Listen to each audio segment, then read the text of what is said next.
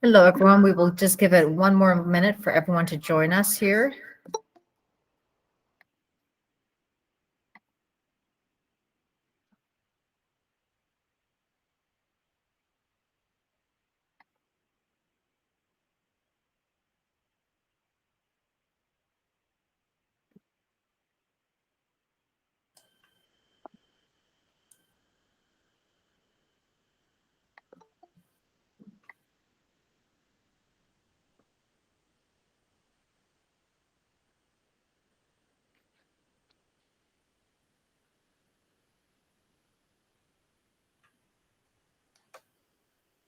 All right, Shelley has hit the record button, and we will go ahead and call to order at 12 o'clock. Just a reminder to everyone that this is a public meeting and it is being recorded. Everything said during the meeting, shared via video chat or in the chat box, will be part of the public record. This is displayed on our YouTube channel, so just a reminder that this is public. Also, if you are not speaking, if you could please keep yourself on mute. If you're attending by telephone only, please press *6 to unmute yourself. Julia and Shelley will be monitoring the chat box for questions. And for everyone's benefit, since we're doing this electronically, if you could please say your name before you speak and also before any motion so we can capture that for the meeting minutes. I will turn over to Shelley for roll call. Amber Rice.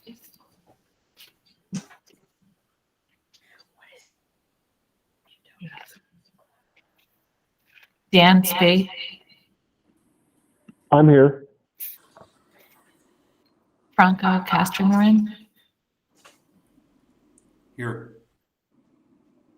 Frank Walter. Here. Gail Bradley. Present. Eve Godstinker. Present. Jason Johnson. Here. Joshua Gabriel. Here. Julie Augenstein. Kevin Foster. Michelle Preston.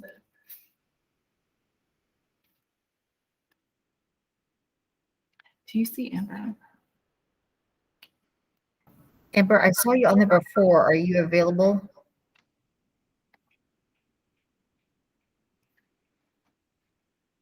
You are muted if you are trying to talk. We see you electronically connected. I count 8. We have quorum. Very good. Okay. Thank you, everyone. We will go ahead and proceed since we do have quorum. Attached in your packet is the attendance report. Just a reminder that if you missed 2 or more consecutive meetings, the Bureau will contact you to determine whether or not you would like to continue to participate on the committee. For roster report, I would like to welcome 2 new members. We have had some vacancies for quite some time, so thank you very much. We finally got this 2 of those filled at least. So we'd like to welcome Dr. Godzenker, who's here in person, as well as Dr. Rice, who is here virtually with us today. We do have 1 vacancy still on the committee. This is for a physician who specializes in severe acute head injury treatment or spinal cord care and who has demonstrated interest or expertise in emergency medical services systems. If you are interested or know someone who is interested and fits that description, they can apply on the Governor's Board and Commission website. I will speak very briefly about the Naloxone Leave Behind program. I have mentioned that here to this committee before, but did want to just again mention the fact that we have seen an increase in opioid related incidents and overdoses within Arizona and nationally. We have worked with the Education Committee as well as Bureau staff to help really advertise the Naloxone Leave Behind program. There is a link on our main Bureau webpage. If you go to the bottom, there's an actual tab for naloxone now that we have added. And there's a link to the standing order that can be utilized to get naloxone, to utilize naloxone. A link also to the Office of Injury Prevention order naloxone, and then the training PowerPoint that was put together by the Education Committee. One of the other pieces that we also put into place was a template educational pamphlet. This can be used with the naloxone to give to individuals who are at risk for overdose. This can be customized to your jurisdiction, so you can resources for counseling or medication-assisted treatment as needed. So all those resources are available and in one place. So hopefully we can see some increase in naloxone leave behind in Arizona. Next is the 2022 meeting schedule. If you could please review that and let us know if there are any conflicts. Our big apology today, we did not recognize that there was a conflict for a religious holiday. And so we do have some members that have not been able to participate today. So our apologies about that.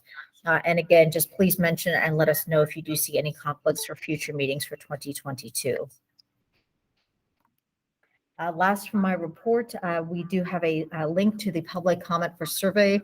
This is for the NASEMSO draft model EMS guideline for version 3. We utilized versions 1 and 2 for our triage treatment and transport guidelines, otherwise known as the T3Gs. These have been very helpful. I have participated in the national meetings working on updating these for version 3. So if you have any time to review that, please provide comment under the public comment survey section. And I will turn it over to Chief Garcia for her report. Right, good afternoon. I will keep my comments brief because I know we have a big agenda to get through this afternoon. But I will share that on the COVID front, hospital capacity remains a major concern. Is anybody else still on the call? Yes, can you hear us? I can hear everyone fine. Frank I Walter. can hear, yeah, from the phone I can hear, but Gail got cut off. Chief Garcia is talking now. Dan, can you hear her okay? No, whoever is, it went blank. All right, can you hear me now? Yes. All right. Well, I'll go ahead and back up for just a moment, and I'll share that we continue to monitor hospital capacity. We have a state level emergency declaration that remains intact, and the surge line remains operational to transfer COVID-19 patients. You may have heard the announcement that the surge line staffing initiative is ongoing. We've been able to procure 250 RNs so far to support ICU and med-surg staffing within hospitals.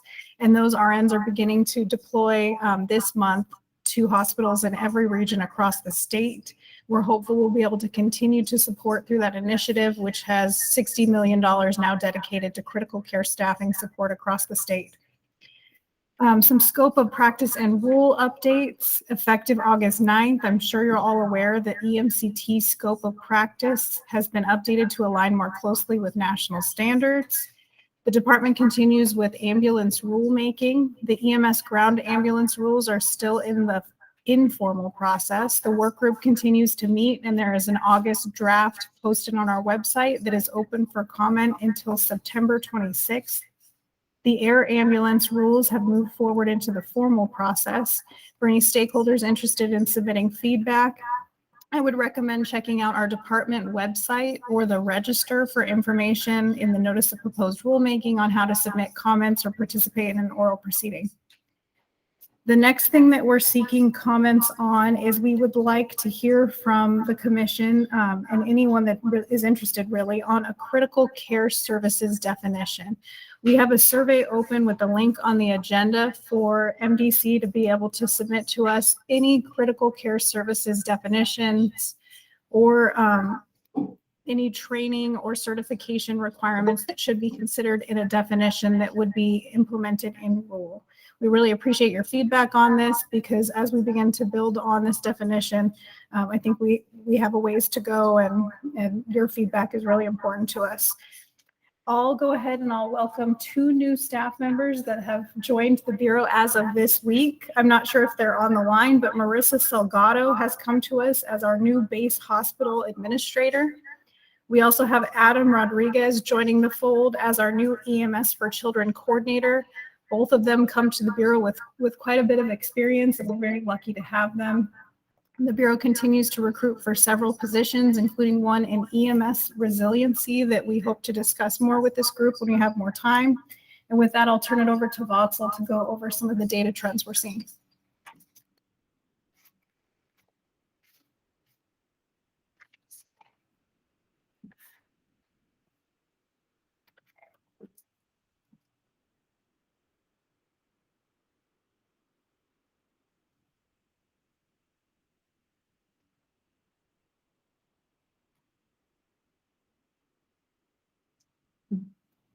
Botsel, if you are speaking, you are on mute, but we do have the cardiac arrest data ready to present.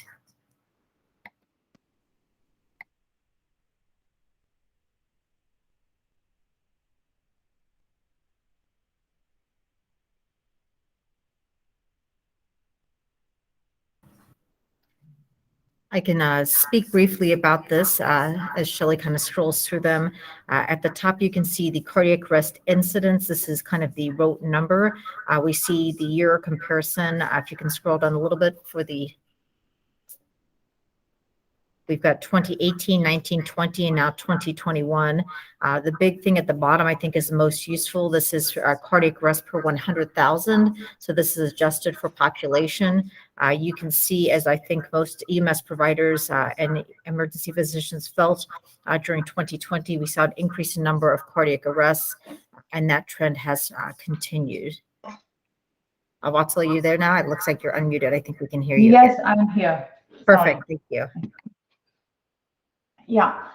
So under the disposition, if we see the percent of mortality is last year and compared to this year, we don't see much difference between the July and August month.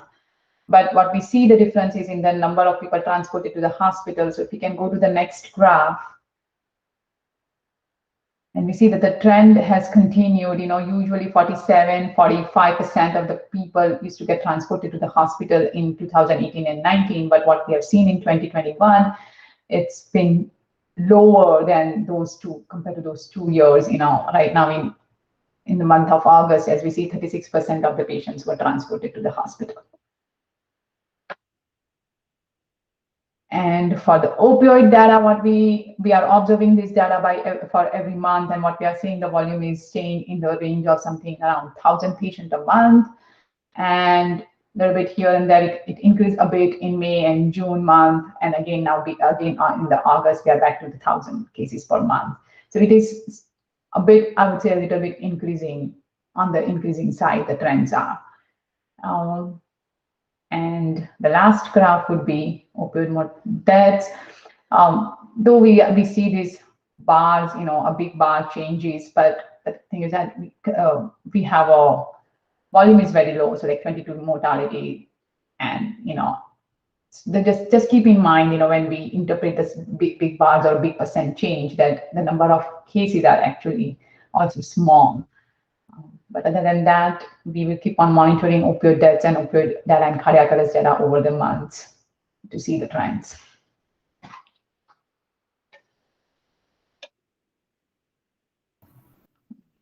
Anyone has any question? Anything? Thank you, Vatsal. Really helpful data. I think we first were made aware of this actually kind of by an EMS agency who had reached out to me last March. They had seen a sudden increase in trend, and so we started looking at those numbers and went retrospectively, and then have continued to monitor those. So we will continue to do that and present that data to this committee. So thank you again to Vatsal and her team for having this ready for review. Next up for our standing committee reports, Dr. Augenstein is not able to join us today. Dr. Gaither, I hate to put you on the spot, but I'm not sure if you're able to give a brief TEPI report before you give your education and PMD reports. Absolutely. I would love nothing better. Let me punt. Can I do TEPI last, and then I'll come back to it after education and PMD? Is that all right? Absolutely. Okay. I have the notes ready for the first two. We'll get there for the second ones. For the education committee, Dr. Rice called that meeting to order. The group discussed the pediatric tracheostomy post-test questions. Those were approved and added to that training curriculum. The group also discussed, amended, and approved the Leave Behind Narcan training, as well as updating what used to be the VAT training and is now called the MSC training module. That is the training for individuals with mechanically assisted cardiac devices.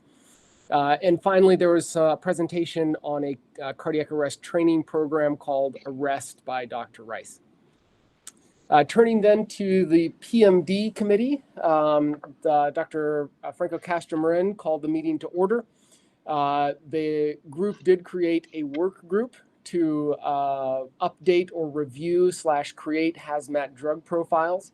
There was discussion about adding TXA and the TXA drug profile to the paramedic scope of practice. That was approved and will be discussed at this meeting later on. Finally, at PMD, there was discussion about allowing a limited drug box for special response circumstances, those specifically being wildland fire, tactical, bike-based paramedics, etc. That also was approved and will be discussed, I believe, later on the agenda today.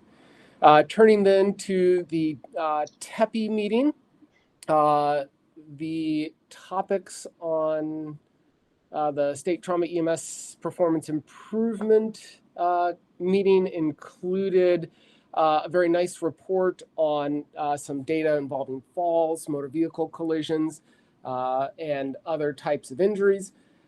We did discuss the annual report, which was previously presented at the State EMS Council meeting, and I would agree with everyone on that meeting, amazingly beautiful and great data. And then finally, in the TEPI group, we discussed briefly overall areas to look at performance improvement and some prioritizing of areas to investigate for performance improvement reporting. That's it for all three of those committees.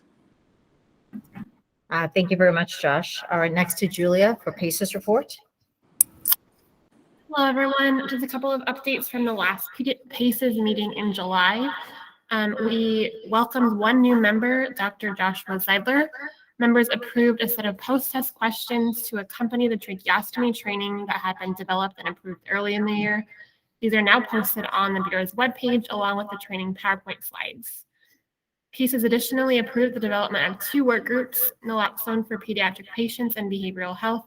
These work groups are ongoing, and we hope to have items produced to present at the next PACES meeting in November. Lastly, EMS for Children wrapped up data collection through the National Pediatric Readiness Assessment at the end of August, and I just want to thank everyone that participated in that. We look forward to being able to share state and national results in the future. That's all. Thank you very much, Julia.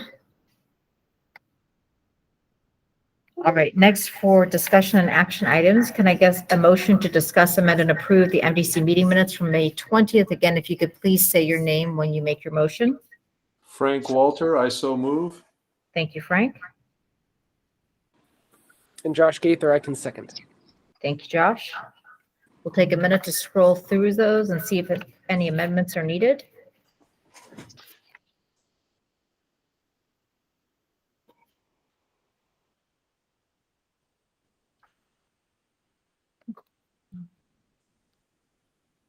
All right, to make a vote a little bit more effective in a virtual setting, if there's anyone opposed to the meeting minutes as displayed, please say nay. Hearing none for the record, any abstentions? Hearing none, all those in favor of approving the meeting minutes as displayed, please say aye. Aye. Aye. All right, thank you very much. Meeting minutes are approved. Next up, if we can go ahead and display the substantive policy statement on EMCTs practicing in the hospital setting. This was recently updated and is a joint policy statement between the Bureau of EMS as well as licensing. One of the things I wanted to do in this committee today is to really help publicize this policy statement. We recognize that this has actually been in place for a number of years. There was really one very minor adjustment that needed to be made, which is specifically to update the reference to the drug tables as they still refer to the old version labeled 5.1. This was very well written several years ago and does clearly delineate and outline the requirements for EMTs or paramedics working in the hospital setting. As I'm sure everyone on this committee is aware, there's been a significant nursing shortage within Arizona and nationally that's anticipated to continue, if not worsen. And so we really want to look to see how we can augment the healthcare workforce in the hospital setting, utilizing EMTs and paramedics. So this policy statement really clearly delineates and outlines what's required for paramedics who are working in the hospital if their position requires them to be an EMT or paramedic. If anyone has any questions about this, you can certainly email me. My email is gail.bradley@azdhs.gov. I'll put that in the chat box as well. but we wanted to make sure we publicize this to everyone. So that was just really more of an informative item, but wanted to see if anyone had questions about that. So different, Yes. on a different note, we keep talking about, we're clearly seeing an issue coming with loss of nurses, but we're also having the unfortunate issue of impending loss of medics as well. And now with every hospital is mandating vaccine in one form or another, and now Biden coming out and saying will be mandate for anyone accepting Medicaid and Medicare. I know this may sound silly, but just curious to know, has there been any thought about incentivizing medics to stay if they get vaccinated? Because I know at this point, any loss of a medic to a lot of our systems is going to be enormously detrimental. We have the $60 million that's coming to help with the nurses. Is there anything in direction towards medics, like $1 per hour raise? It may sound small, but that's like $2,000, $3,000 for 1 year. It may turn the tide of us fighting and struggling for medics at times. Definitely great feedback we can forward. I know Chief Garcia is very active in the HEOC, so yes, thank you for that. Any further comments or questions? I think anyone who was on the last meeting would, when Sri discussed the workforce numbers, the concern is the decreasing students in EMT and paramedic programs and how that may have some long-term effects as well on our workforce. So thank you for bringing that up. All right, next on the agenda, if I can get a motion to discuss, amend, and approve proposed table 3, special agents eligible for administration and monitoring, inter-facility list and hospital setting list. So moved, Frank Walter. Thank you, Frank. And second from Jason Johnson. Thank you. So just to give a little bit of background on this list, this was first a request that came from several hospital systems really in the last 2 months that came through in, both directly to the Bureau of EMS as well as to licensing to look and see how we could augment the care that is provided in the hospital setting by EMTs and paramedics. Currently, the way our rule allows, a paramedic working in the hospital setting can use table 1, much like they could in any pre-hospital setting as well. The question was whether that scope could be expanded to allow for other medications in the hospital setting. One of the reasons we wanted to share the substantive policy statement before the drug table is to help give a little bit of context. So in order for a paramedic to work in the hospital, they have to have medical direction. And that medical director can look at this list and decide which of these agents they feel comfortable with that paramedic utilizing and ensure that there is appropriate training for that paramedic on those medications. So we wanted to provide a little bit of that context kind of as we go into reviewing this drug table. This was historically table 3, which was limited to interfacility transport, which meant those medications could only be used for a patient being moved from one facility to another. So really for a limited time frame or short duration of transport. The proposal here would be to create a separate table 3B, which is specific to paramedics working in the hospital. So again, they would have to have medical direction. They would likely be working as part of a care team and would be providing care for a longer period of time, potentially in caring for patients. So we did get some feedback. And so that feedback is highlighted on the document. At the top, you can see one recommendation was to try to strengthen the language regarding training. And the recommendation was to say, the very last sentence there, consistent with the authorized setting and the EMCT certification level and required training on each agent, to make it very clear that you are required to be trained on each agent you would potentially be administering. So I think from a safety perspective, that was a very good recommendation. Table 3A is our classic interfacility current table 3. We have not made any adjustments or recommending any adjustments to that. So we can scroll down to table 3B. And table 3B is the proposed medication list for paramedics, again, working in a hospital setting. The couple feedback items that I received were with some of the medications, especially in the hospital setting, if the paramedic is being utilized to transport a patient potentially from the ED to a floor or from the tele unit to CT or some other part of the hospital, they could be on an insulin infusion pump, but to say this is a fixed rate with the same request to be for potassium as well as dobutamine. So those were some of the requests to be added to that. We also had a request to include remdesivir monoclonal antibodies, recognizing that while these are very COVID specific, the nice thing about the drug table not being kind of each line in rule is that in 6 months, if COVID disappears, not very likely right now, but if that were to occur, we could readdress with this committee and remove those medications. So we do have the flexibility potentially of kind of readdressing this drug table at each meeting, which is 3 times a year. So that is a little bit of the background on this proposed drug table, and I will open this up for any comments or questions.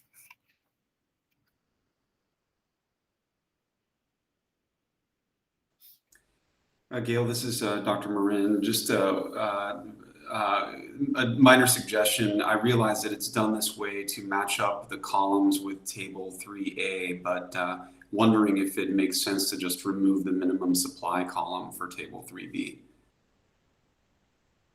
You know, we can find out from the rule writers. They were the ones that chose this format. So I would have to defer that to them. We can certainly ask if that's a possibility. Because I think for both tables, it does have none listed for minimum, so we can certainly ask that. And if the committee would like, we can have it, if that can be removed, we could remove it in its final version. Do we have to have the insulin at a fixed rate, or did we have it where the physician asked the paramedic in the ER to increase the rate from 6 to 7 an hour? That's really for this committee to decide. So that's something I would prefer, because I can see that'd be very helpful for us to find out, not just be able to monitor it, but things that increase the distance. Could you please repeat that, Gail? I couldn't hear that clearly. yes, absolutely. So the request was in regards to insulin, would it be possible to remove the fixed rate with the specific statement being that from Dr. Johnson, potentially in the hospital, he would want to be able to give an order to a paramedic to potentially increase that rate from 6 to 7 units if a nurse was not available. My thought on the fixed rates and why I suggested that is, as I looked at this list, I thought, which of these patients could quickly kill somebody, actually? And so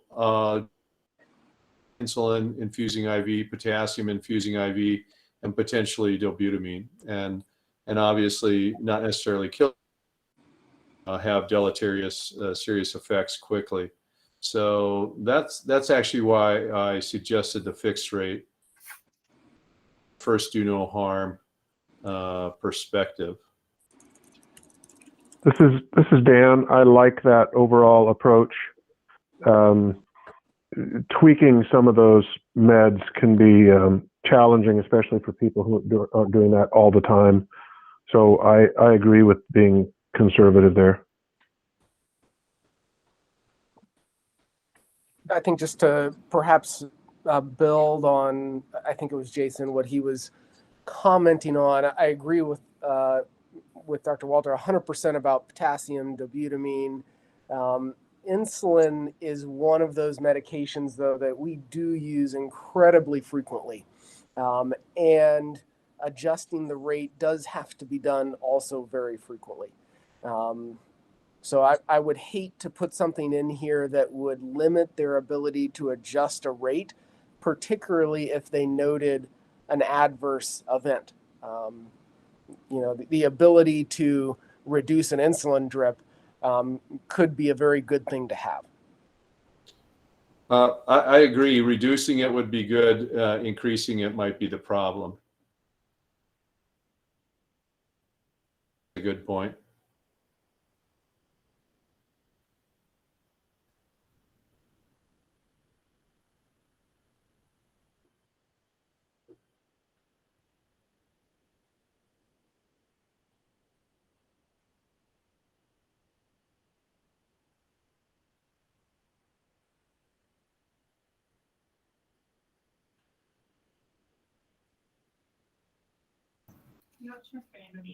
Were you able to hear that, Dr. Walter?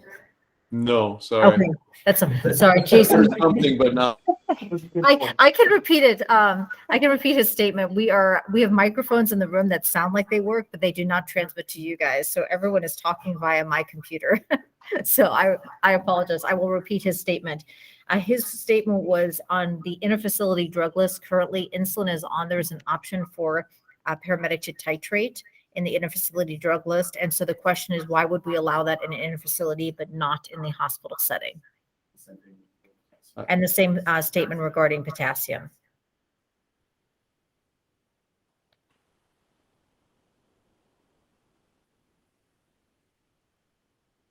I'll bow to the wisdom of the group. And again, just looking at that list, and those are, again, I just thought which one of these could, and usually in excess for the insulin, for the potassium, to be either way, too little or too much. But in the short term, too much could be a problem. Looks like we've already got it covered and people are comfortable with it. So I will bow to the wisdom of the group there, or let us thoughts.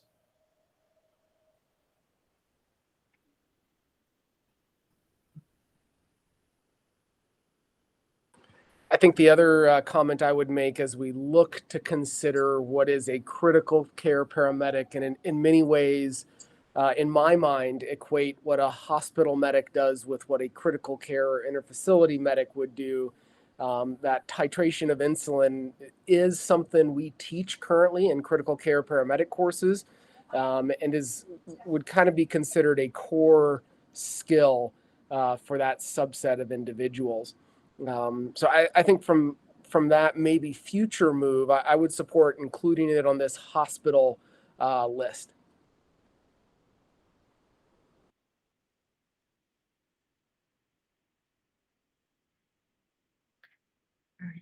So I will summarize and say, I hear some recommendations to continue to include insulin, potassium, and dobutamine, and remove, is the request from the group then to remove fixed rate for those medications?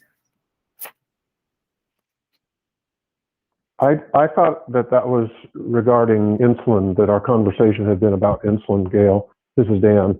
Was this conversation about removing all the fixed rate issues? Insulin and potassium, since they're on the facility. Dr. Johnson was saying insulin, potassium, since they're on the interfacility, and then Dr. Godsanker is also in the room, so I'll let him speak up as well. So there's a chance. My general question was where, I'm sorry if I missed from the previous meeting, where this list of medications for in-hospital setting was coming from, if it's different, per se, from the list of 3A. So I'll repeat the question just to make sure everyone on the phone can hear. So the question was, where did this list come from in terms of it being different from the classic interfacility list? So this list came to us from really a request from a number of hospital systems who were kind of asking, we would like these potential classes of medications to be administered in the hospital setting. The feedback when we reviewed this with licensing, which I think was actually very good feedback, was in an interfacility unit, you have a short duration that medication is going to be a relatively short duration that medication would be administered. In the hospital setting, the paramedic may be caring for that patient for 12 hours. And so there would be a lot longer period of time that they could potentially be monitoring those medications and adjusting those. And so the feeling and the thought behind having the two different lists, and sorry that I didn't clarify it earlier, is that in a hospital setting where you have nurses available, they will probably be a better option to be monitoring someone on an epi drip or norepi infusion, and utilizing paramedics to kind of augment them in that setting. Does that make more sense? Kind of in the thought is like one nurse may manage 3 or 4, can utilize medics if necessary to help with it in between situations. Yes, exactly. So really augmenting the nursing staff in the hospital. So the two lists are different because you've kind of got two different staffing availability as well as kind of additional resources in an ambulance or an air medical unit. You can contact online medical direction, but there wouldn't be real-time assistance available to a paramedic. So yes, very good points added. Thank you. So to answer your question, Dan, the request was potentially for insulin and potassium to remove fixed rate. We had not specifically discussed dobutamine, so thank you for clarification on that.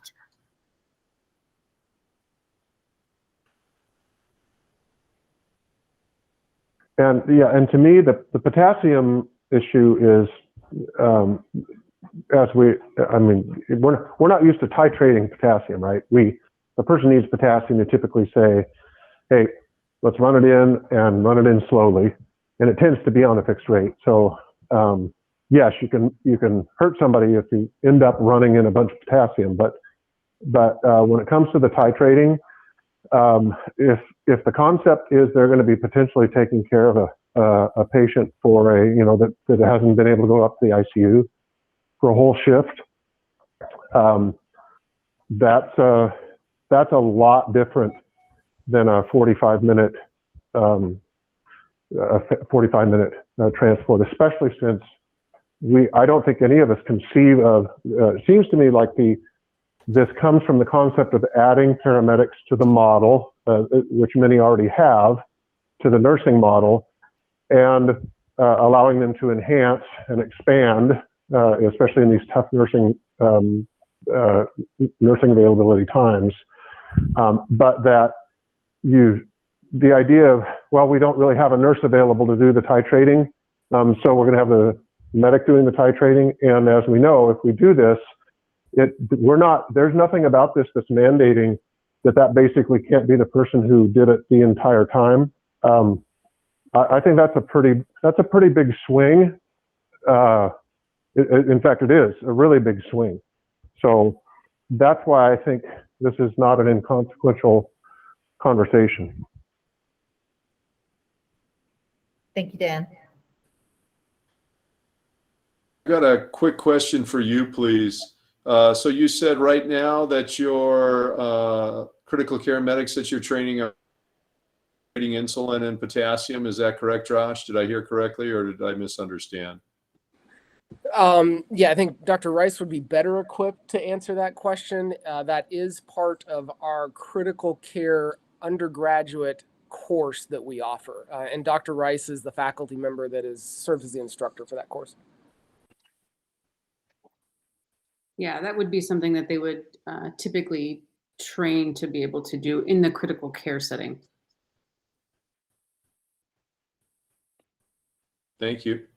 And most hospitals have a policy on potassium specifically. I'd be shocked if there's any hospital that didn't. Most of them will limit the infusion rate as a blanket hospital policy to either 10 or 20 an hour, depending on whether or not you have an IV or a central line.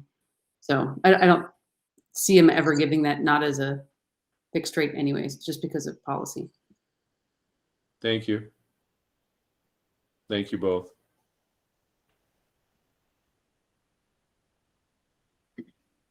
And I think one of the pieces that is helpful, which is a suggestion I got, which is to really specify at the top of the document the required training on each agent to make it very specific. So just because if whatever list MDC approves today that goes to the director, an individual medical director at a facility could elect not to approve certain medications. So similar to any of our other drug tables, a medical director could elect to say, I'm comfortable with this paramedic giving 5, 10, 15 out of these medications, but not necessarily all of them. So it really still does get that flexibility to the individual medical director who provides medical oversight for this. Dr. Godzenker? And similarly, kind of we mentioned before, it's been covered on previous meetings.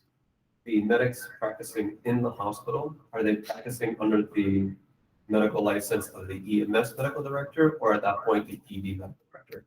So I will repeat Dr. Godzenker's question. So the question was, if a paramedic is working in the hospital setting, who are they working underneath? Is it the EMS medical director or the ED medical director?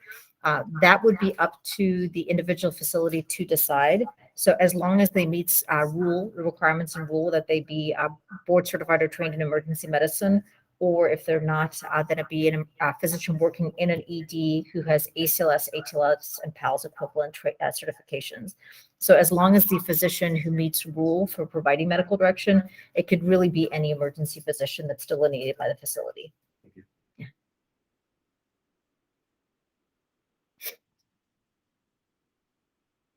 So this is a substantial change. So I like having this conversation. This is all good stuff.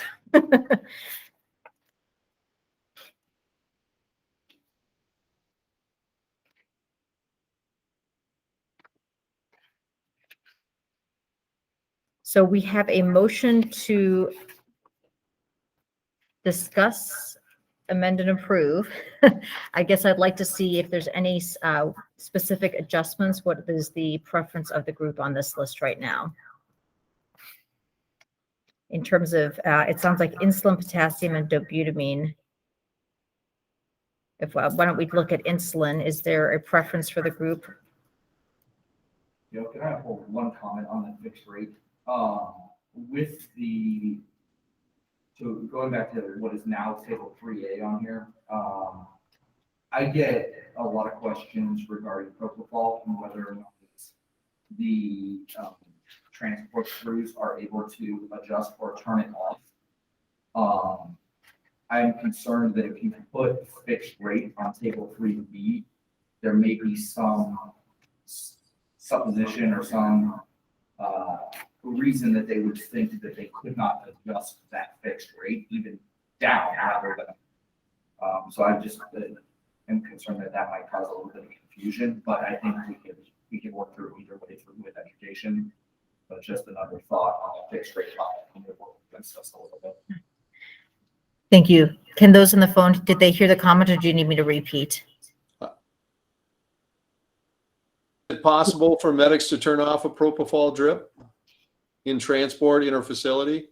I tell them, yes, absolutely. If somebody's becoming hypotensive, I would expect them to. Yeah, no, and yeah, it's totally understood. And it's not a theoretical quote. Thank you. So, I think the second part of Dr. Seitz' statement was just if we have fixed rate and a medic identifies an issue, could it be surmised that they could not actually turn off or reduce that medication if it's listed as fixed rate?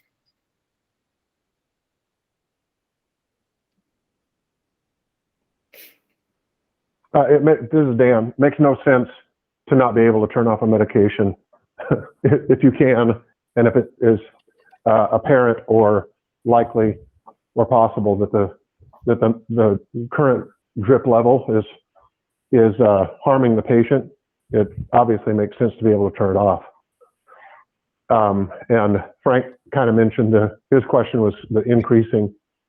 So one possibility is a lot for fixed rate allows lessening but not increasing. But again, now that we're having this conversation, I think it does beg the bigger question of if these are in a hospital setting, if potentially they're going to be the ones taking care of the patients for hours and titrating these things up and down, maybe that is the vision, but that is, that's not evidence-based now. The concept is making the assumption that out there they're going to get extensive training, have extensive experience, going to get recurrent training very frequently if they're going to be the one really doing this all the time. And what we all know is what we approve here goes out there. And frankly, the Department of Health Services doesn't even know who all the medical directors are in the state of Arizona. We don't watch this at all. So still nervous.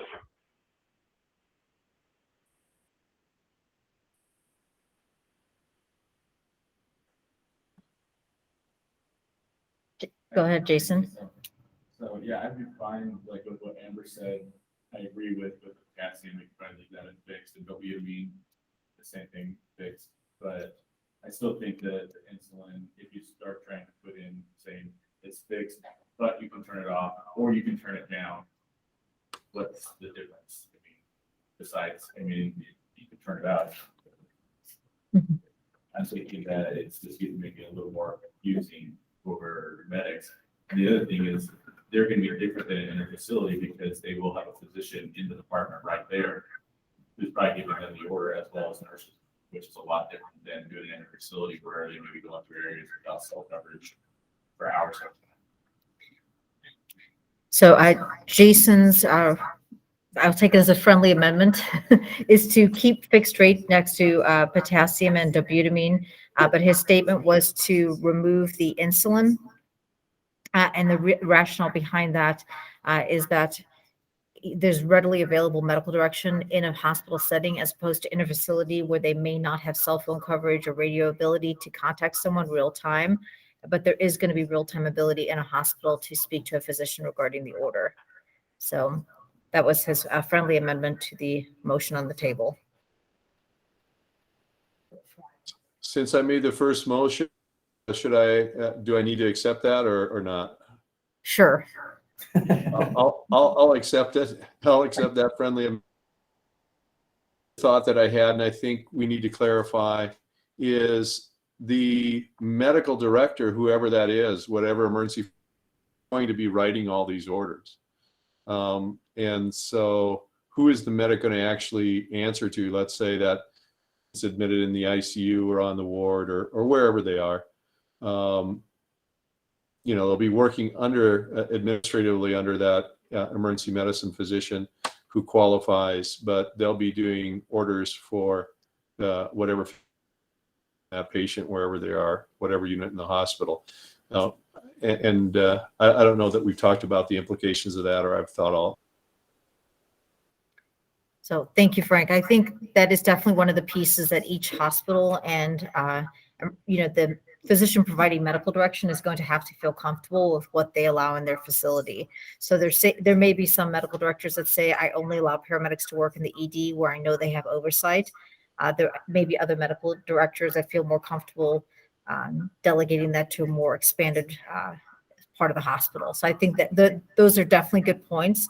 And one of the pieces when whatever does get approved today, this will go out with the substantive policy statement that really clearly outlines the requirement for medical direction. And so our hope is to really make sure that this comes out as a package so that hospitals are very well aware that if, hospital administration hires a paramedic, they need to notify typically the pre-hospital coordinator who would be the one overseeing the paramedic, that a paramedic or EMT is being hired and kind of where they would be working, what the training is. So I think the operational piece of this is going to be pretty big for the hospital. Thank you. Yes, thank you. But I definitely important pieces for us to kind of put on the record today.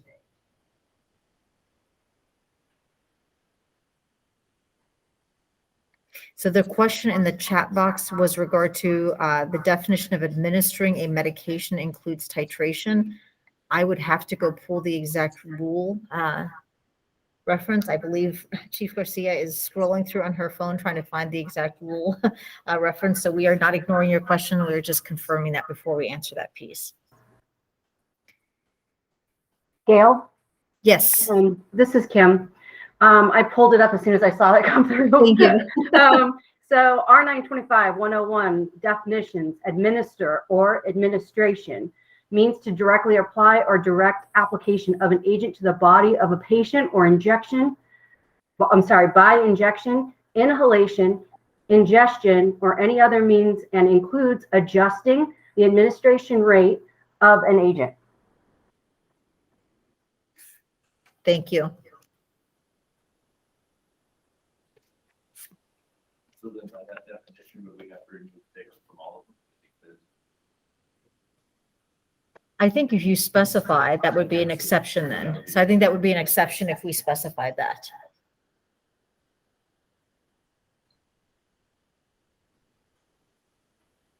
So we have a motion with a friendly amendment that has been accepted by Dr. Walter.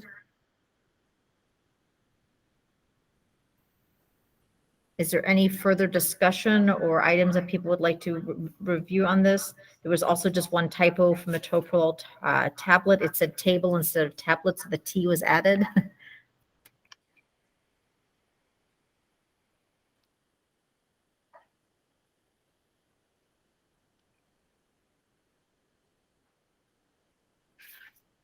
All right, if there is no further discussion, I will go ahead and put it up for vote. Thank you, Kim. Just put the definition in the chat box if anyone is interested. Again, for virtual meeting format, I will go ahead and start with anyone opposed to the addition of table 3B with the adjustment. We will again have the highlighted change of any remove any, it will state and required training on each agent.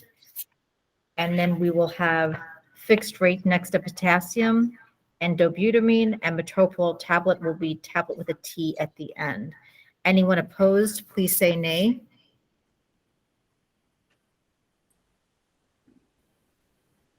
Any abstentions? Hearing no nays or abstentions for the record, all those in favor, please say aye. Aye. Sorry, aye from Dr. Johnson. And then I only heard a couple on the phone. This is a big item. If you could please put it in the chat box or just verbalize it so we can know we are capturing all the ayes. Gail, I was somewhere between abstain and approval. So that's why I just didn't say anything. But I'm not officially abstaining. Okay. So since the horse has clearly left the barn here, I'll vote yes. This is Dan. All right, thank you, Dan. All right, so I see in the chat box, I for Dr. Casperin, Dr. Gaither, Dr. Rice, and Dr. Walter, and Dr. Johnson and Dr. Godzenker in the room also had ayes as well. And I for Dr. Foster too. So I believe that has passed with more than a quorum, so that is approved. Thank you very much, everyone. I know that was a big lift and a big discussion piece, so thank you. All right, next up on the list, on the agenda is item D. This is actually just a little bit of housekeeping for updating table 1. This was brought forward that when we approved, I think 3 or 4 years ago, Shelley, for EMTs to give IM epi, and then we didn't have scope approved, so we finally got scope updated, but the drug table now needs to be updated for housekeeping. So that was technically approved. We just wanted to make sure that it's in the meeting minutes. So we now have it on both sides. It is approved as STR. So, all right. Next on the agenda, Travis, are you on the line? I'm going to give a brief kind of update and then hand it over to Travis. One of the requests that we have had at the Bureau was kind of the process for applying for pilot projects and how we monitor these as well. This is something that Chief Garcia and I really wanted to try to get a better handle of and make sure we are very consistent. And Travis Connors, who another newer member for the Bureau staff, took this on and has put quite a bit of work into developing this. And Travis, I do see it in line, so I'm going to hand over to you so you can discuss this. Thank you, Dr. Bradley. Okay, good afternoon, everybody. So the purpose of creating the pilot study application was to have the department authorize the testing, evaluation of medical treatment, procedure, technique, practice, medication, or piece of equipment for possible use by an EMCT or an emergency medical service provider pursuant to AAC R9 25-503, as well as ARS 36-2205. Now, the goal was to develop an application that allows entities or individuals to submit a pilot study proposal to the Bureau of EMS and Trauma for review in order to be considered for approval. Additionally, as part of the review process, the Bureau will utilize the Medical Direction Commission, MDC, as an advisory body to provide guidance to the director in making a decision. Within 180 days after receiving the proposal, the department director shall send written notification of approval or denial of the proposed pilot study to the individual or entity making the request. If approved, the individual or entity must evaluate the pilot study and provide a written report to the department director. This application now allows entities or individuals to formally submit a standardized and uniform pilot study proposal application to the Bureau for review in order to be considered for approval. Furthermore, the Bureau has created a pilot study application checklist that will summarize the type of information and documentation required for an entity or individual to submit a valid pilot study application for consideration to be approved. This checklist will be available to the public on our EMS and trauma webpage. We highly recommend entities or individuals who wish to submit a pilot study application for review to check the checklist prior to submitting the application in order to ensure all required documentation and information is present to submit a valid application. Now, the pilot study application and checklist will live on our webpage on the EMS and Trauma homepage under the EMS Council, MDC, and STAB tile. Under that, it'll be within the Medical Direction Commission tab, underneath the online membership application for MDC, and that's in a bullet point fashion, where currently we have other bullet point items such as the 2021 meeting agenda, MDC members, etc. The pilot study application and checklist will have separate bullet points. For all further inquiries or to receive more information related to the pilot study application, please email emspilotprojects@azdhs.gov. Again, that is all one word, emspilotprojects@az dhs.gov. And this is not yet quite live, but we were hoping to get it live fairly shortly. Thank you. Thank you very much, Travis. The email address is live, so that is live right now. Yes. The big ask Yes. for MDC is to really serve as an advisory body to the director. So when pilot project requests come through, we will bring that to MDC and have this group kind of weigh in and make a recommendation to the director, who will make the final decision on any pilot projects. So that will be the ask to MDC moving forward. So thank you ahead of time for your willingness to participate in that process. All right, next on the agenda, if there's no questions regarding pilot projects, can I get a motion to discuss, amend, and approve adding TXA to Table 1? So moved, Franco. Thank you, Franco. Is there a second? Second, Frank. Thank you, Frank. All right, I will open for discussion.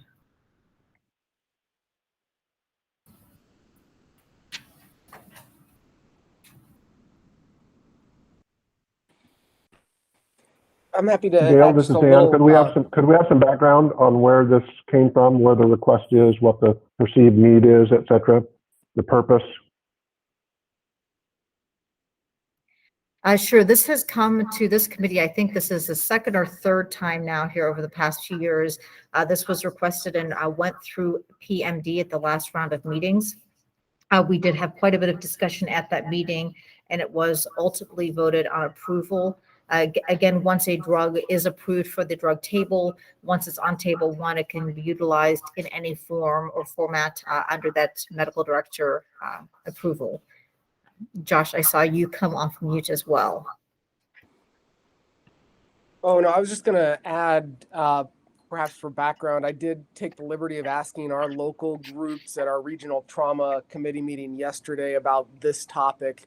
At least for the Southern Arizona region, both trauma centers and both trauma center medical directors favored adding this to the scope of practice.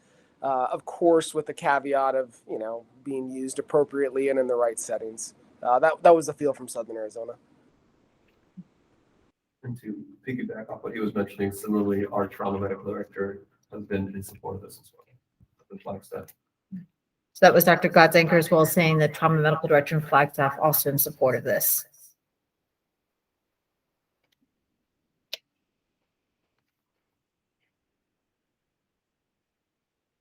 Does that answer your question, Dan? It does. And my main comment is really the literature. The literature, which we've reviewed pretty extensively lately, from the pre-hospital literature is mixed. So if we approve this, we just need to be really clear. This isn't a no-brainer. Potential significant complications, and the literature is mixed. So that's just my comment. Thanks, Dan. Can I just add one thing in regards? And whoever's online, feel free to correct me. I understand the idea of where the literature is mixed is coming from, but the one thing I would want to point out, it's not mixed in regards to causing harm or causing benefit. It's between causing benefit or potentially not causing benefit. The data has been so far really clear from what I've seen in regards to not causing any harm. And of course, we always have to be careful when we start looking at subset analyses, but if we do look at it, the biggest potential for benefit is within our EMS group within the 1 hour prior. So that is usually my thought process in that regard. Did everyone on the phone hear that comment from Dr. Godzenker?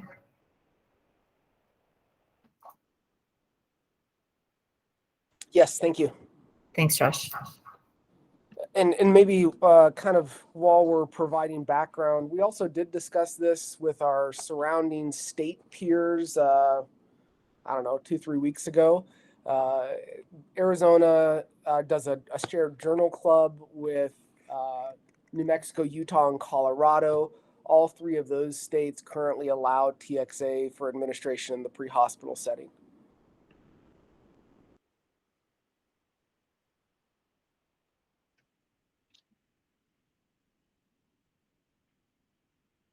One note for consideration, Shelley pointed out on the draft drug table for addition, we do not have an amount. So if we typically have optional, we usually put some amount next to that. So just one statement for that.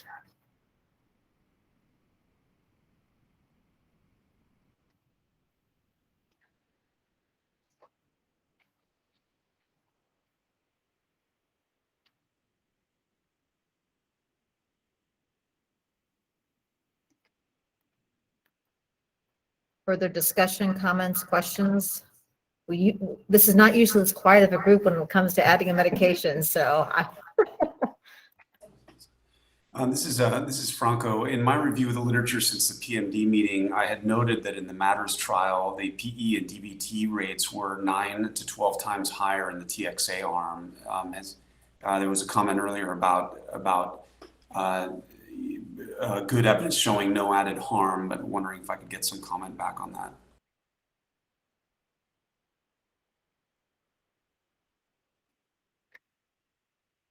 I think I caught what he's saying. He's saying that in MATTERS trial, there was a higher rate of DVT and PE. Mm-hmm. I'll have to review that, sorry. So when I was looking through it, I did not see that and specifically noted that there was no, especially in the STAMP trial, the most recent one looking specifically from an EMS point of view, they were showing no difference in that regard. So I'll just be able to have to look through that again for MATTERS. Could you hear that, Franco? I could not. Okay, that's okay. Dr. Godzenker said that he had not seen that in the literature review he did, but he could review that as well. Okay, he's going to pull that up. The other yeah, comment. This is Dan. Another quick. This is a great example of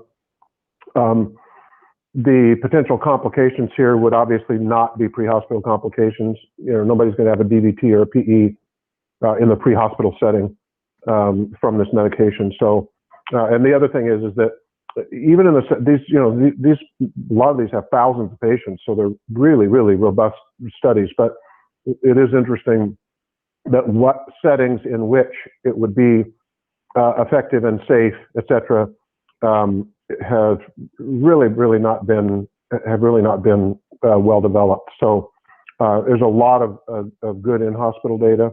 I still consider personally I can still consider the pre-hospital data mixed, even on the positive side. Certainly the JAMA article that came out 6 months ago or so shows in TBI, although there were some secondary outcomes or secondary sub-analyses in certain subgroups that perhaps showed some positive hints. But again, I think this is another one of those where there could be significant complications across the entire care event for the patient, both pre-hospital and in-hospital.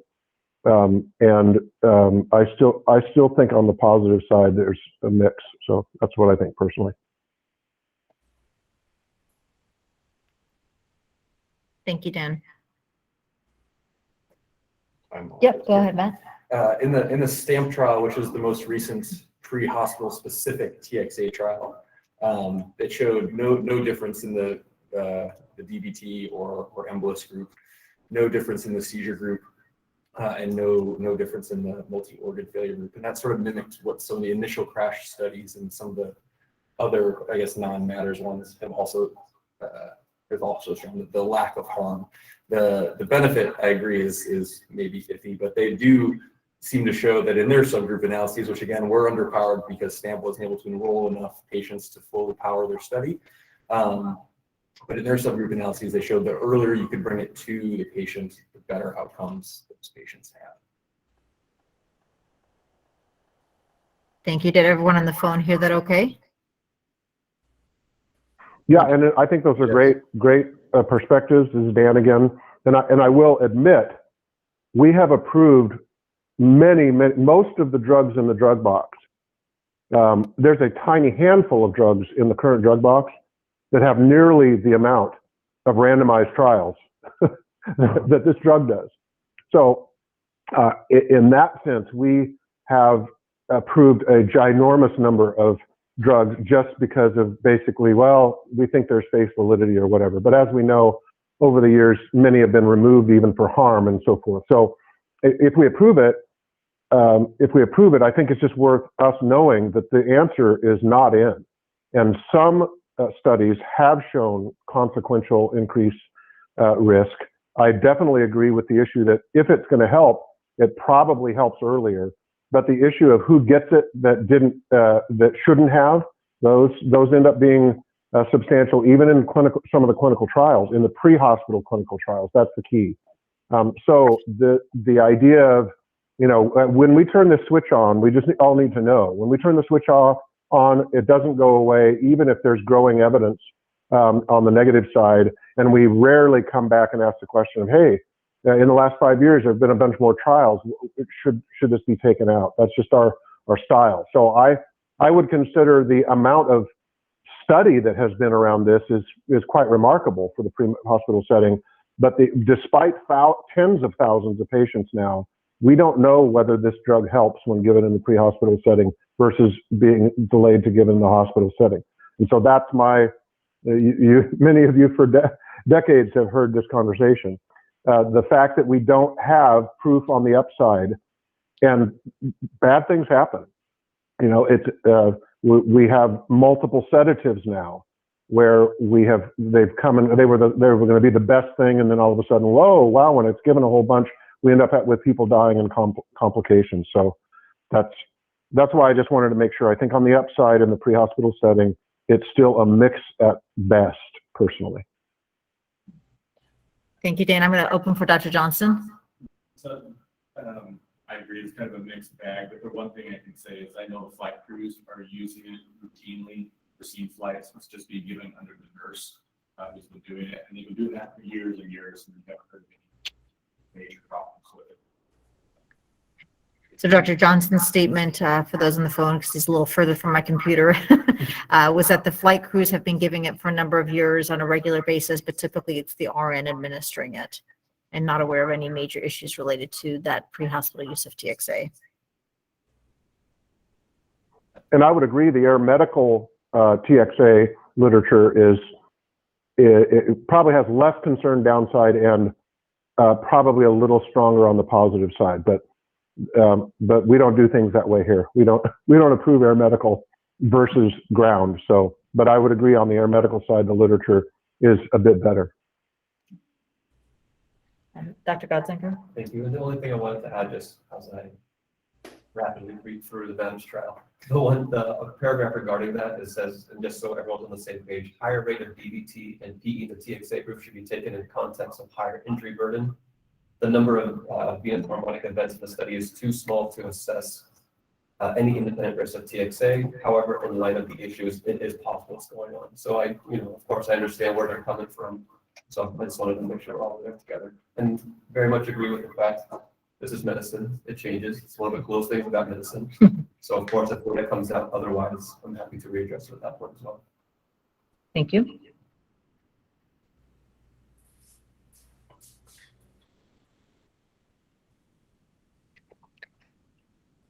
So if we do look at, if this does get approved, we would need a quantity. What is the group's thought of 1 gram for the optional quantity as a minimum supply? I see some thumbs up and nods.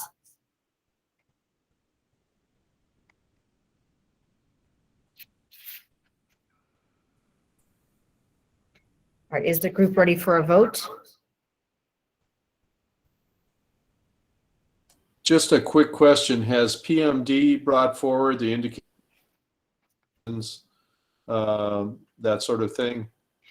That, if this gets approved, that is our next item on the agenda, Frank. Very good. Yes, our drug profile of indications is next. Thank you. All right, so I will go ahead and start with the vote. Again, we will start with the nays. Anyone opposed to adding TXA? And again, we'll say optional in parentheses, 1 gram. I see 1 nay already, so we will do a roll call count for votes to ensure that we capture them accurately.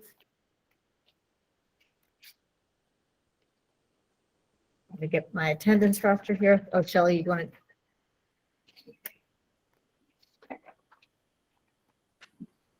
All right, so we will start with Dr. Rice.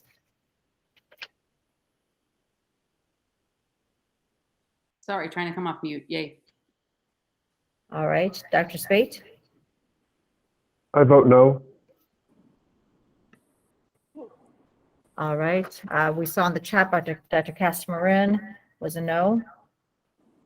Dr. Walter? Yes. All right, Dr. Godzinger? Yes. That was a yes as well. Dr. Johnson? Yes. That was a yes. Dr. Gaither? Yes. Dr. Augustine is absent. Dr. Foster? Yes. And Dr. Preston is absent as well. So the ayes have it. We had 2 noes, so TXA is approved. Thank you. All right, next on the agenda is a proposed drug table. I'm sorry, drug profile for TXA. This was also reviewed and approved and discussed at length at PMD. So can I get a motion to discuss, amend, and approve the drug profile for TXA? Motion. Thank you. First from Dr. Godzinger, is there a second? Second from Dr. Johnson, thank you. I will open this up for discussion now.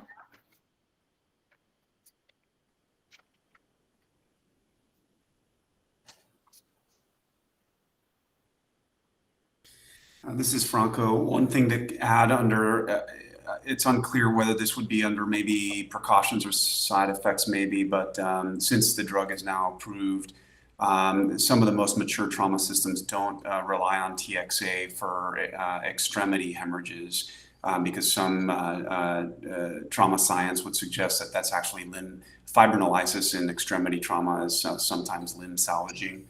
And there's obviously better ways to control extremity hemorrhage. Thank you, Franco.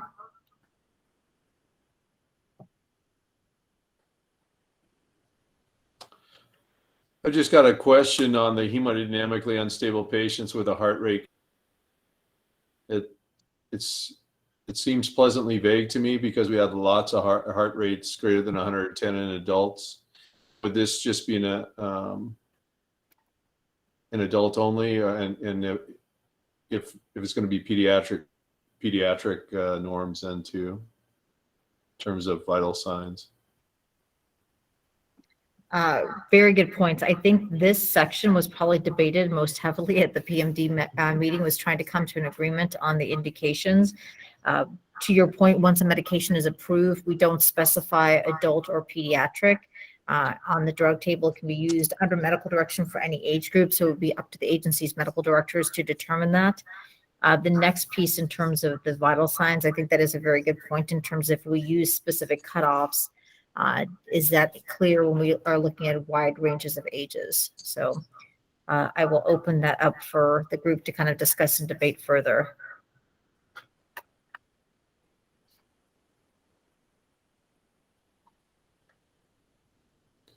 Might want class, signs of class 3 or class 4 hemorrhagic shock, and then it would not be age specific or vital sign specific. And again, Franco's point's a very good point about life-threatening extremity trauma versus trauma in the box of abdomen pelvis.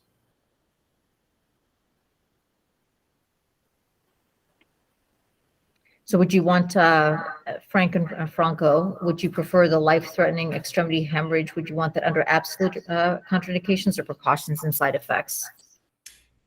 My suggestion is just to put it in as a precaution side effects to avoid it in isolated extremity vascular injury.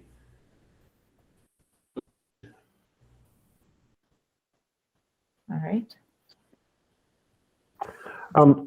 Gail, sorry, I don't have a document with me. I looked at it before, but I don't have a document with me. I think it would be important not to be inferred, especially in the setting of, particularly in the setting of traumatic brain injury, that this does not replace guideline therapy for hypotension. One, because of the pretty profound findings in the EPIC study, but in addition, because TBI is one of those subsets where there's questionable, very questionable benefit. So one of the concerns would be, or a caution is, don't replace your guideline treatment of traumatic brain injury with this drug. That would be an inferred that would be an implication that would be the literature would definitely not support, and we probably should put that under cautions. So what exact wording, and I will write that down in the notes here so we can capture that. In the setting of traumatic brain injury, follow the traumatic brain injury guidelines. I'm trying to think of it. I don't think it makes sense for us to make TBI the outlier in this, even though the literature, some people would say from the literature you could say that is except in TBI or except in isolated TBI. But I think we need to say at least note in the near hypotensive or hypotensive patient, follow the traumatic brain injury guidelines.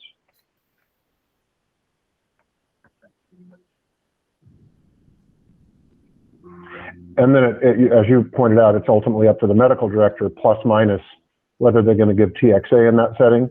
But we just don't want this to end up being oh, great, we give, in the setting of TBI, we don't have to worry about treating hypotension. That would be a bad inference from approving this drug. So how about in the setting of hypotension and TBI, follow TBI guidelines? That may not be perfect, but it's at least it's a placeholder. I didn't think about this before, but yes, no, that's a very good start. All right. How about something to the effect of this medication should not replace guideline-based care for traumatic brain injury? Ooh. Did you capture that, Shelley? Hey, you know, you can make a lot more money working for the New York Times, man. Good thing we have you two to replay. That's great editorial. All right.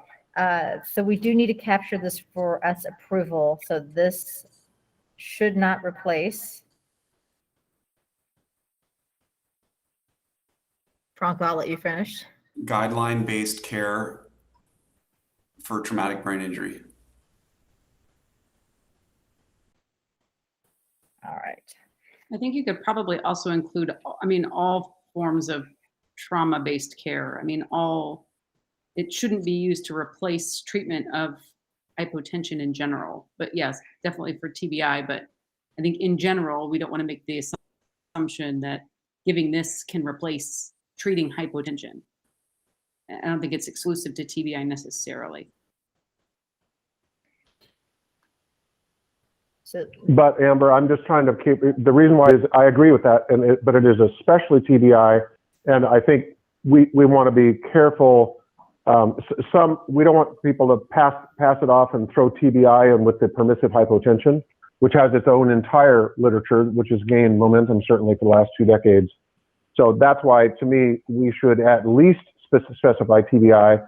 And I think what your point is this is not a wonder drug that means oh good, this is how we take care of trauma now. And right. But for TBI for sure that needs to be stated, and whether there needs to be an additional statement, that you're making a really good point. This isn't we for sure don't know yet whether this is a wonder drug for sure in the pre-hospital setting.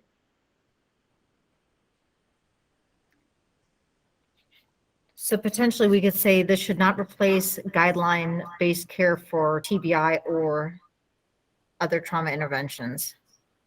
Oh, look, Franco, ditto. What did you add extremity, traumatic extremity injury, or that you should not replace care for TBI or hypotension.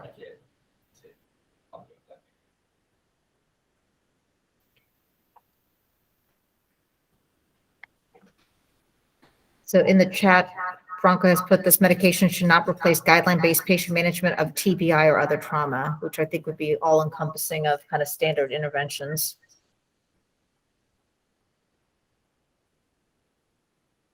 I like it.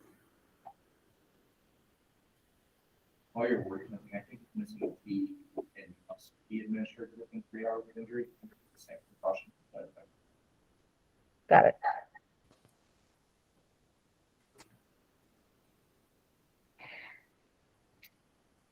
So we had some discussion as well about the indications that Dr. Walter brought up regarding the parameters, and he had made a suggestion regarding classes of shock as indications. Can we go back, maybe readdress what we would like to have the verbiage for indications to read? My simple suggestion, and I'll bow to the wisdom of the group, is class 3 or 4 hemorrhagic shock. I'll defer to other EMS educators on the panel, but do we use those definitions in day-to-day bedside practice? My sense is that we generally don't. You're probably right.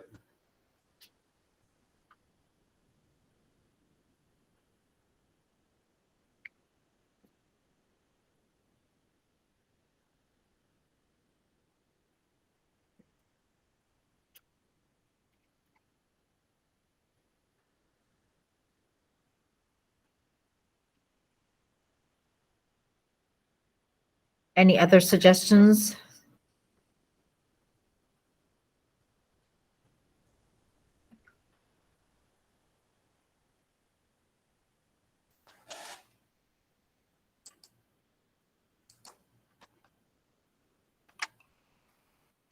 I think one conversation that was initially at PMD, I think in one of the versions, was to say just simply significant hemorrhage with or without trauma origin, hemodynamically unstable patients, which is more broad and generalized and requires the paramedic to make a judgment call as to whether or not that patient is unstable. Again, this is a drug profile, so it's not a guideline for indication or usage. This is really the educational piece that is utilized for the medication.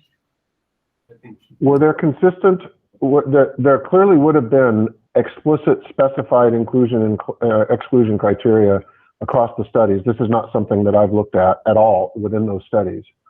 But was there a commonly accepted grouping? I don't even remember personally whether they, when they excluded patients under 12 or under 18 or under 21. I didn't look at that kind of detail in the studies.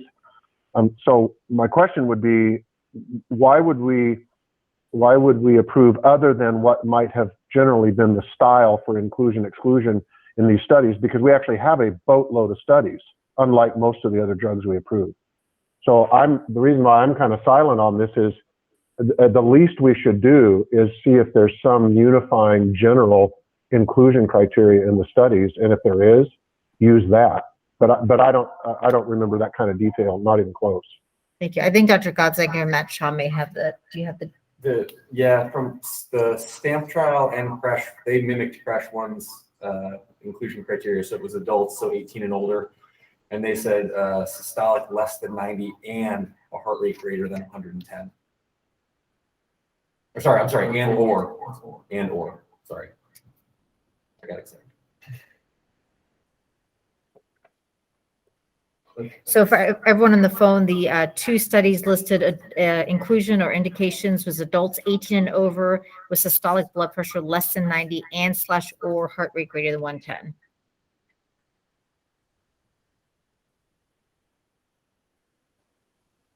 And hence a significant number of patients who got the drug that ended up not having significant hemorrhage.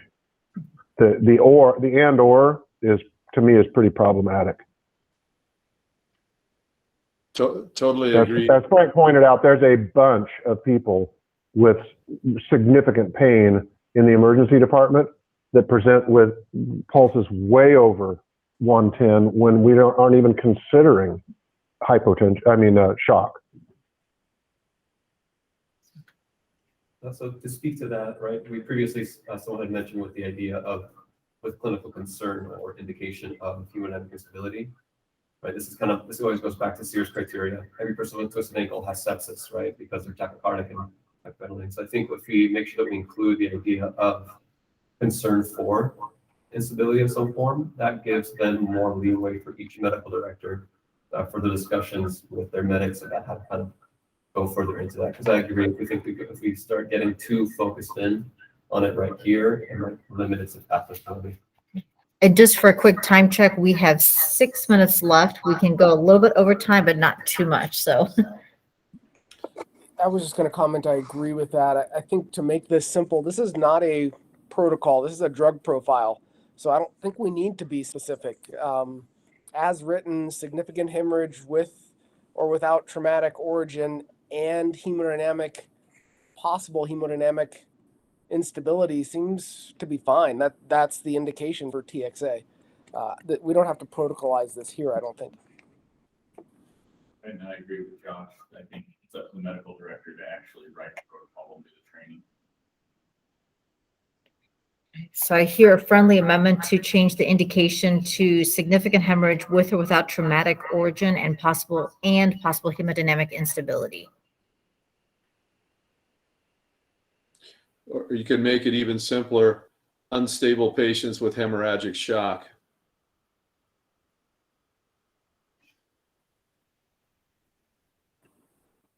That's nice. I like it. Shock has its own definition, so they would kind of fall into that criteria. I like what Frank said because it makes it really clear. This is for patients that we believe are in shock. All right, so Frank, your statement was unstable patients with hemorrhage. With hemorrhagic. How about evidence of, Frank, since ultimately a lot of times they don't know for sure. Sure.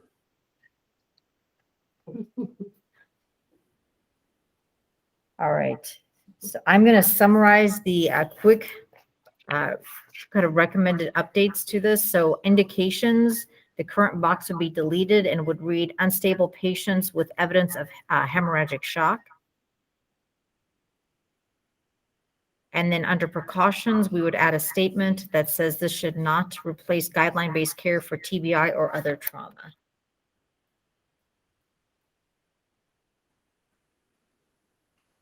And then else, I don't really, I'm sorry, I mentioned just the addition of the word "be" for must be administered.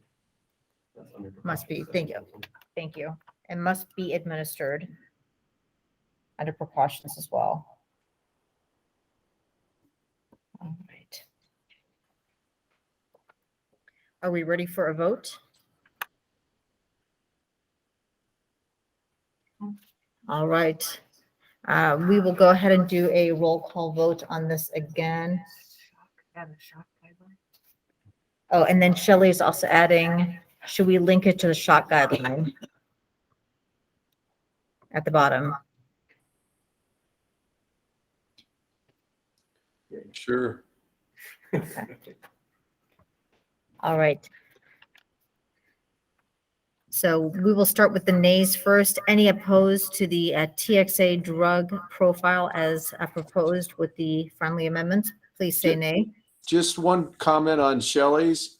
I would shock. I'm not sure if we have multiple shock guidelines.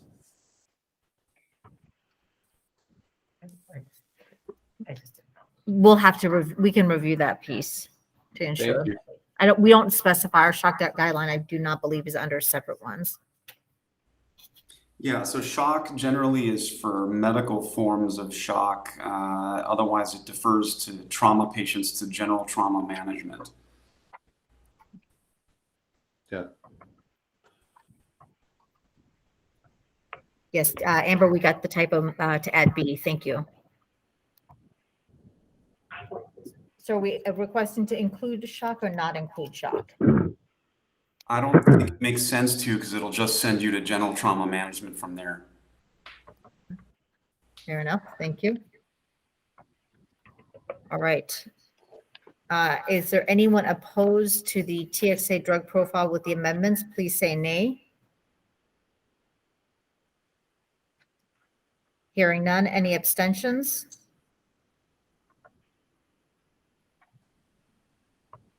Hearing none. All those in favor? Aye. Aye. All right. I have 5 ayes, 3 that I've heard and 2 that I saw in the chat.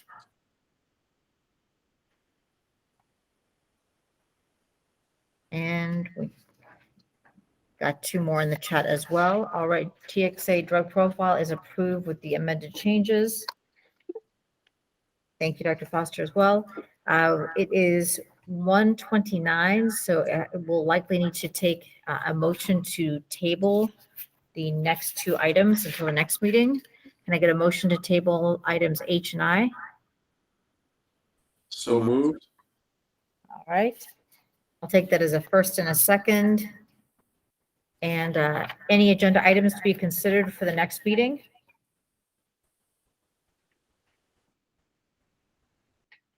All right, call to the public. There is a summary of current events that is on your agenda. Next meeting will be January 20th, 2022 at noon, location to be determined. We will always have the virtual option. And can I get a motion to adjourn? So moved. Thank you, Fred. All right, meeting is adjourned at 1:30 p.m. Thank you very much, everyone. Thanks, Gail. Thank you all.